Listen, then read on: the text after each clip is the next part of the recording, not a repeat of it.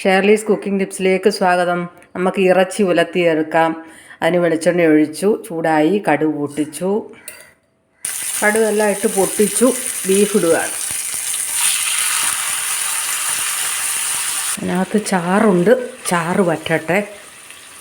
നമ്മുടെ ബീഫ് ഇവിടെ റെഡിയായിക്കൊണ്ടിരിക്കുകയാണ്. ഞാൻ ഏലക്കായും കുരുമുളകോടെ പൊടിച്ചത് അതാണ് ഇതിന് ചേർക്കേണ്ടത്. ആ ഏലക്കായുടെയും കുരുമുളകും വേണം.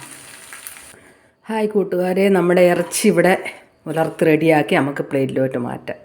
ഇറച്ചി ഉലർത്തിയത് ഇവിടെ റെഡിയായി മക്കളെ. Super super super. ചപ്പാത്തിക്കും ചോറിനും വെറുതെ കഴിക്കാൻ ഈ ഉള്ളി അങ്ങോട്ട് എടുത്ത് ഒരു കഷ്ണം ബീഫും കൂടെ എടുത്ത് ഇങ്ങനെ അങ്ങോട്ട് ചവയ്ക്കുക. Super super super. ഈ വീഡിയോ ഇഷ്ടമായ ലൈക്ക് ചെയ്യുക, കമൻറ്റ് ചെയ്യുക, ഷെയർ ചെയ്യുക, സബ്സ്ക്രൈബ്. ആ ബെല്ലൈക്കൺ ഒന്ന് അമർത്തണേ. Okay, by.